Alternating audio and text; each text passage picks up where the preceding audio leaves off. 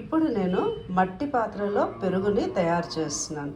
ఎందుకంటే స్టీల్ దాంట్లో ఎంత చేసినా కూడా వాడు మంచి పాలే ఇస్తున్నాను అంటున్నారు, కానీ ఎలాంటి అంటే ఎక్కువ దాన్ని కాచి చేసినా కూడా ఇలా నీళ్ళల్లా బయటికి రావడం, పెరుగంతా లూజుగా అయిపోవడం ఇలా జరుగుతుంది. ఎందుకు అంటే ఈ స్టీల్ ఏమోనో పెరుగు అంతా గట్టిది ఒక దగ్గర, వాటర్ అంతా ఒక దగ్గర అలా తేలేటట్టుగా చేస్తుంది. అదే మట్టిది అయితే ఒక ఉపయోగం ఉంది.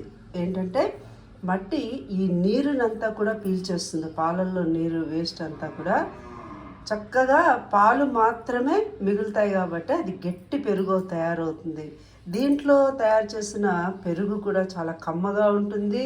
5-6 రోజులైనా కూడా ఇది పాడవదు. ఆ స్మెల్ కూడా అలాగే చక్కగా ఉంటుంది. తీయగా పుల్లగా అయిపోకుండా ఉంటుందన్నమాట. అలాగే మీగడ కూడా బాగానే వస్తుంది, పాల బట్టి వస్తుందిలేండి. ఇప్పుడు మనం ఈ 1 లీటర్ అంటే ఈ మట్టి పాత్ర ఏమోనో నేను 200కి కొన్నాను. దీంట్లో 1 లీటర్ పాలు వేసి ఒక స్టీల్ దాంట్లో కాచి తర్వాత దీన్ని ఏమోనో మట్టి పాత్రలో పాలు వేసామన్నమాట. ఎందుకంటే ఈ డైరెక్ట్గా వేస్ట్ చేస్తే ఏమవుతుంది అన్నది నాకు ఇంకా తెలియదు, మొదటిసారి కాబట్టి.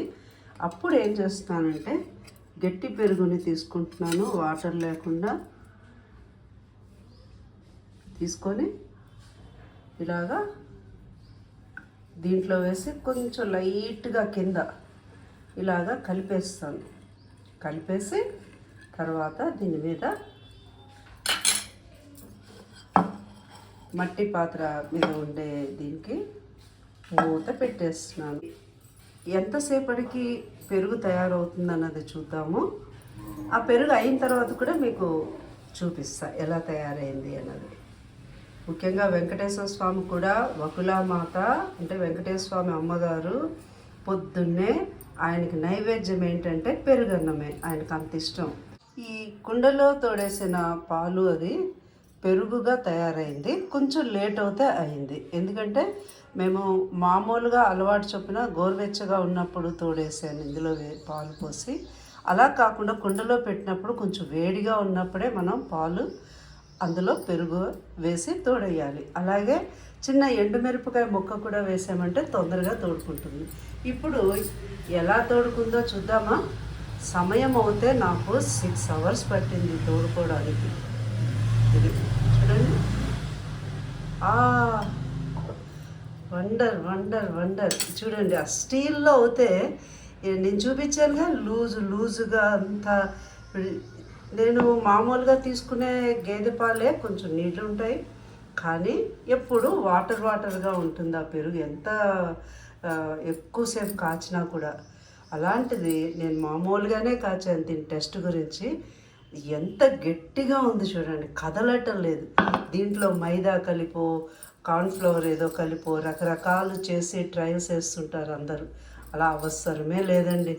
చక్కగా ఒక కుండ కొనుక్కోండి, కుండలో పాలు కాచుకొని ఇందులో వేసి కొంచెం వేడి అంటే మరీ దించిన వెంటనే కాకుండా ఒక 2 నిమిషాల తర్వాత తోడేసి ఎండుమిరపకాయ వేసారంటే ముక్కని చక్కగా 5-6 గంటల్లో తోడుకుపోతుంది.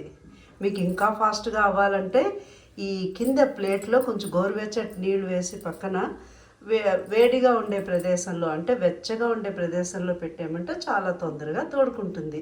బాగుంది కదా కుండ పెరుగు. రుచి కూడా అద్భుతంగా ఉంటుందండి. ఇప్పుడు దీన్ని కట్ చేసి చూద్దామా. ఈ ఎండుమిరపకాయని ఇప్పుడు తీసేద్దాం. దీన్ని తీసేసి పక్కన పడేద్దాం అంతే. దీనివల్ల ఉపయోగం ఏమీ లేదు. అయిపోయింది. ఇది చేసేసింది. ఇప్పుడు దీన్ని కట్ చేసి చూద్దామండి. అబ్బా, ఫస్ట్ టైం ఇంత గట్టిగా, ఇంత చక్కగా గట్టిగా. చూడండి ఎంత బాగా వచ్చిందో. చాలా బాగుంది కదా, అద్భుతం. అస్సలు మనం ఇందులో ఏ మాత్రం పిండి కలపడాలు, కార్న్ఫ్లవర్ కలపడాలు ఏం లేవు. డైరెక్ట్గా బజార్లో దొరికే పాలు ఏమైనా మనకి అలవాటు చూపినిస్తారుగా గేదె పాలు, ఆ పాలతో చేసిందే ఇది. బాగుంది కదా. Thank you for watching my video. నమస్తే.